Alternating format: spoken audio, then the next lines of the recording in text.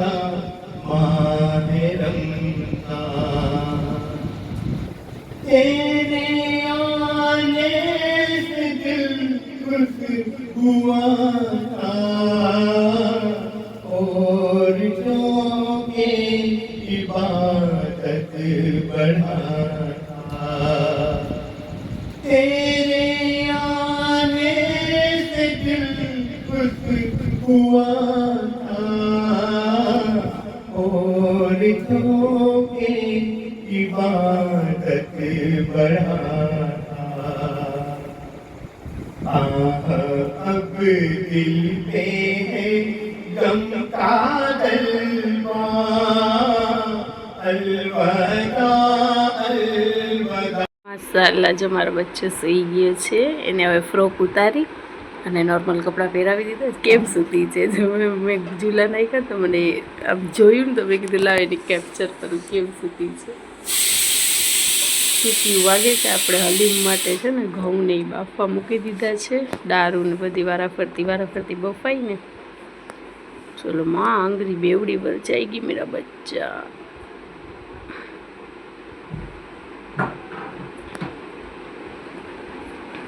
ચાલો આ ફાતેમા બેન આવ્યા. ફાતેમા બેને નાહી ધોઈને રેડી થઈ ગયા છે. ના કર મનુ અભી સુલાઈએ ઉરું ના કર ફાતેમા. ત્રણ બપોટાણે પૈસે હોય ના. તું તો ખતમ में गई थी ना नीचे. खत्म तो काय पाછી આવ ગઈ. જો આ નાનકડી છોકરી છે ને એ અમારી નાનકડી ફેન છે. ફેન તો નહીં, એમ તો અમારી રિલેટિવમાં છે, પણ એ છે ને તે હમણાં થોડાક દિવસથી મારા બ્લોગ જોઈ અને મને કહે છે હું ફરજાના દીદીની બહુ મોટી ફેન છું, હું એની નકલ કરું છું. તો મારી જેમ થોડા બ્લોગ ઉતારે અને પછી એની મમ્મીને કહે કે ચાલો હવે યુટ્યુબમાં હું પણ આવી હશું, મને દેખાડો. તો એનું તો કંઈ ચેનલ નથી, તો પછી એ મને મોકલ્યા, તો મેં આમાં એડ કરું છું, તમે ફૂલ વોચ કરજો. हेलो गाइस, आप सब कैसे हो? अच्छे हो ना? हम भी अच्छे हैं अल्हम्दुलिल्लाह. आज हम तो तबीयत ठीक है, पर है ना हम आज बनाने वाले हैं कुछ पॉपकॉर्न बनाने वाले हैं. वो भी अच्छा बनेगा कि नहीं ये और ट्राई करने वाले हैं. तो चलो बनाने का स्टार्ट कर रहे हैं. बनाने वाले हैं पॉपकॉर्न, तो चलो हम स्टार्ट करते हैं. सबसे पहले इसमें दाना लिए पॉपकॉर्न के, इसमें हल्दी रख दे, बीच में थोड़ा तेल रखेंगे. अभी हम इसको पकने रखेंगे. चलो अभी बन गया है, अभी हम काट लेंगे.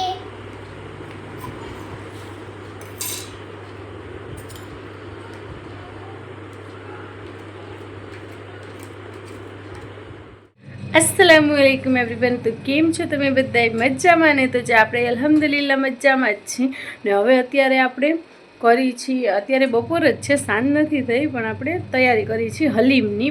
આજે મારે બનાવવાનું છે હલીમ. તો તમને બે વિડીયો આ એકને એક ડ્રેસમાં દેખાતા હશે, કેમ કે આપણે છે ને કે આજના દિવસમાં બે વિડીયો આપણે શૂટ કર્યા છે. પછી ઓલું બહુ લોંગ થઈ જતું હતું, તો મેં કીધું કે હવે એને પૂરું કરીને આપણે આ બીજું કન્ટિન્યુ કરી.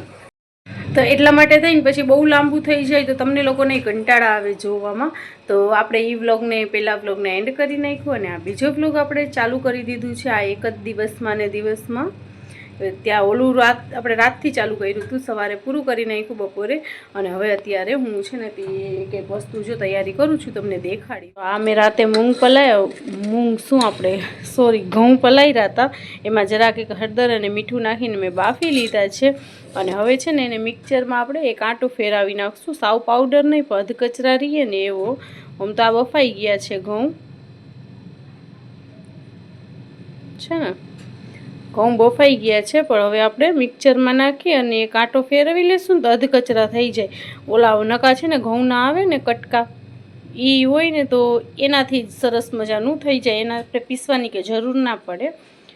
પણ મેં ઓચિંતાનું નક્કી કર્યું ને તો રાતે પછી અડધી રાતે ઉઠીને શું જાગતા હતા, સૂતા જ નહોતા. તો રાતે 3:30 વાગે મેં ઘઉં પલાળી દીધા હતા. અને અહીંયા જો આ બધી દાળ છે. મેં નાનકડી 2 વાટકી છે ને આટલી વાટકી છે ને એ 2 વાટકી ઘઉંની લીધી હતી અને પછી એક વાટકી મેં દાળ લીધી છે. નાનકડી જ વાટકી હતી. જો ચણાની દાળને છે ને તે 2-3 કલાક મેં પલળવા મૂકી દીધી હતી. ને પછી બાકી છે ઓલી સફેદ કલરની ઉડદની દાળ આવે ને એ છે, મસૂરની દાળ છે ને મૂંગની દાળ છે ને આ ચણાની દાળ છે અને થોડાક ચોખા વાટકી એક. એ બધું ઝીણું ઝીણું એમ આટલીક વાટકી હતી. એટલે 2 વાટકી ઘઉં હતા ને એક વાટકી આ હતું. જ્યારે તમે જેવી રીતે બી કરો ને ગમે એક વાટકીનું માપ રાખવાનું, 2 વાટકી એ રાખવાના ઘઉં અને 1 વાટકી આ વધારે કરવું હોય તો 1 વાટકો એક ઘઉં નાખો, 2 વાટકા. તો આ બધું વાટકો નાખવાનું. હવે આને છે ને આપણે એ જ કુકરમાં નાખી અને એને છે ને બાફી લેશું ને પછી આપણે તપીલામાં કરી દઈશું. શાક ને એ બધું કુકરમાં કરીને પછી તપીલામાં સરખી રીતે બધું પકાવીને મિક્સ કરી લેશું. ચાલો તો હવે આપણે આવી ગયા છીએ. જો આપણે છે ને તે ઓલા ઘઉં પછી મેં તમને દેખાડ્યો ને ત્યારબાદ મેં મિક્સરમાં થોડાક પીસી અને પછી પાછા છે ને દાળની ભેગી જ નાખી દીધા હતા. આ બધી જાતની દાળ બધું બફાઈ ગયું છે. હવે છે ને આપણે આમાં શાક વઘારી છે. હું આમાં શાક વઘારું છું. એનો મસાલોની બધું એમાં રેડી કરી લેશું. આપણે સીટી વગાડી લેશું એટલે શાક આપણું ગળી જાય ને પછી આને મિક્સ કરીને નાખવાનું છે. આ આપણું જો સરસ રીતે બધું જ અને બધી વસ્તુ સરસ બફાઈ ગઈ છે. તો જો તમારા લોકોને એવી રીતે ના હોય ને પેકેટ ના લીધું હોય કે મગના ઓલા ઘઉંના ફાડા ના લીધા હોય ને તો આ રીતે થઈ જાય ગાયો. ઓલા તો ઘઉં કાચા રહીએ એના કરતાં મિક્સરમાં પીસીને પાછા મેં પકાવી નાખ્યા છે એટલે થોડા સોફ્ટ પડી જાય. હવે આપણે પહેલાં અહીંયા શાક વઘારવાની તૈયારી કરી લઈએ.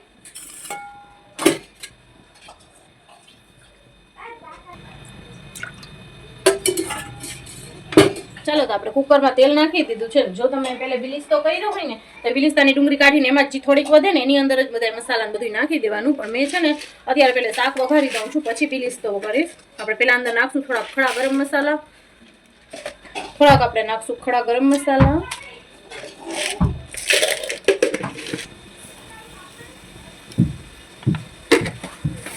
તેજ પત્તા,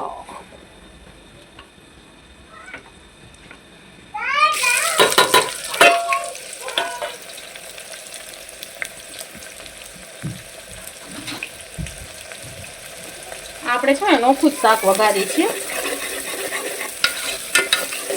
ચાલો તો હવે આપણી ડુંગળી થઈ ગઈ છે. તો હવે એની અંદર આપણે નાખશું મસાલા.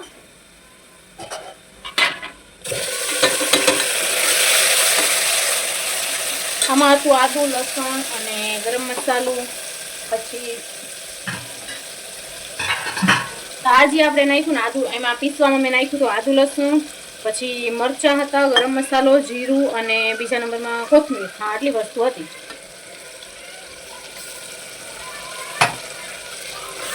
હવે એની અંદર આપણે સૂકા મસાલા નાખશું.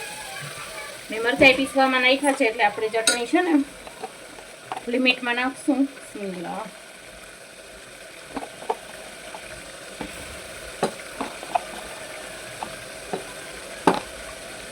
ત્યારબાદ નાખશું હલ્દી. હલ્દી થોડીક વધારે નાખશું. એનાથી શું છે કે પીળા કલર જેવું કલર આવે ને. પછી નાખશું આપણે ધાણા જીરું અને ઉપરથી ગરમ મસાલો કાં પછી મટન મસાલો કે એ કાંઈ નાખશું આપણે.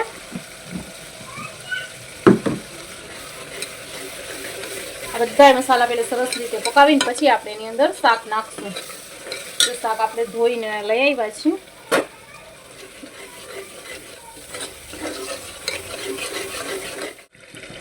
હવે એની અંદર આપણે મસાલો આપણો પાકી ગયું છે. હવે થોડીક વાર આપણે શાક નાખીને પકાવશું. ગોશ નાખી અને થોડીક વાર એને મસાલામાં પકાવશું.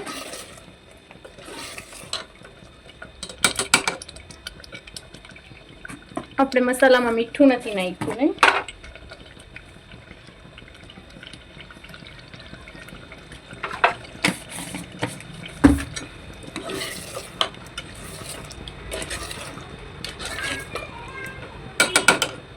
હવે આને થોડીક વાર આપણે પકાવ. ચલો તો હવે આપણે છે ને આપણા બધી દાળ ને બધું હતું ને એમાં મેં છે ને 2 ગ્લાસ પાણી નાખી અને ઉકળવા રાખી દીધી છે એટલે સરસ મજાનું આવી રીતે થઈ જાય.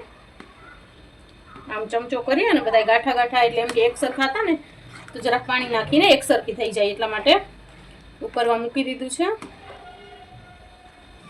અને આપણું શાક પણ થઈ ગયું છે રેડી. અને એને આપણે એની અંદર હવે નાખી બિસ્મિલ્લાહ. બધું જ શાક એની અંદર નાખી દઈશું અને હવે એને આપણે થોડીક વાર સુધી પકાવશું. એનાથી છે ને બધાનો સ્વાદ એકદમ મિક્સ થઈ જાય.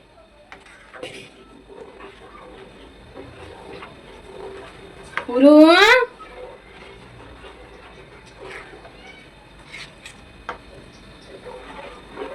જો આ બધાને પહેલે સરસ મિક્સ કરી લેશું આપણે. તો આપણું હલીમ થઈ ગયું રેડી. આ કોથમરી પુદીનું છે એ ઉપરથી છાંટતા આવશું. અને આ છે બિલિસ્તોય કરીને રાખી લીધું છે આપણે. હવે પહેલાં તો આને થોડીક વાર પાકવા દઈશું. 10 મિનિટ સુધી પાકી જાય ને તો એક રસ બધું થઈ જાય.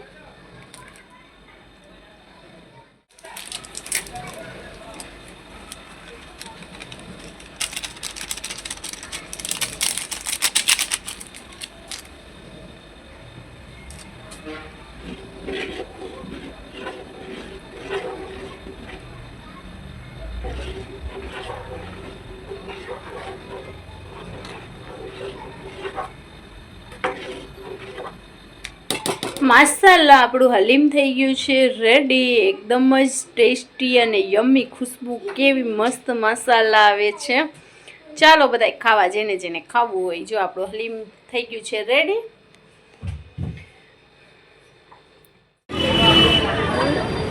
આ તો મસ્ત લાઈટ આને જલતી હોય.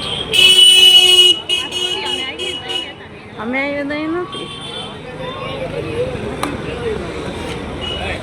ચાલો આપણે આવ્યા છીએ બજારમાં. તેદી આવ્યા ને ત્યારે આ કાંઈ નહોતું લાઇટિંગ બાઇટિંગ. આજ તો મસ્ત લાઇટિંગ બાઇટિંગ ને છે. રોનક જોવા જેવી છે માર્કેટની.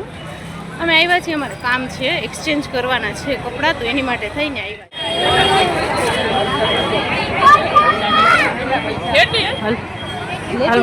હા યાર મસ્ત હતી. પાપા की परी है.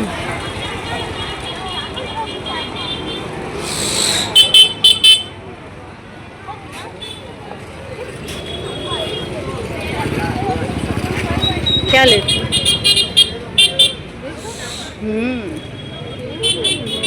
मस्त डिजाइन है. गुड.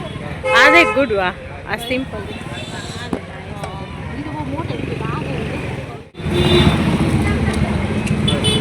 ले ले. क्या लिया दिखा. सरकार मस्त. 100 રૂપિયામાં ચંપલનો સેલ છે બેન.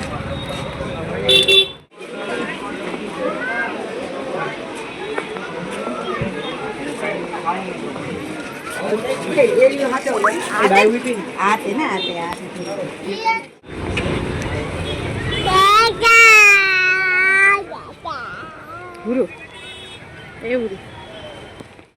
તો હવે અમે જઈએ છીએ ઘરે. અને અત્યારે જરાક બહુ ભાગાદોડી છે, તો વિડીયો મારી પાસે શૂટ કરેલા પડ્યા છે, પણ એડિટિંગ કરવાનો ટાઈમ નથી. તો થોડાક લેટ બ્લોગ આવે છે, તો મેનેજ કરી લેજો. ચાલો આપણે મળીએ કાલે બીજા નવા બ્લોગની સાથે. ત્યાં સુધી ટાટા બાય બાય, અલ્લાહ હાફિઝ.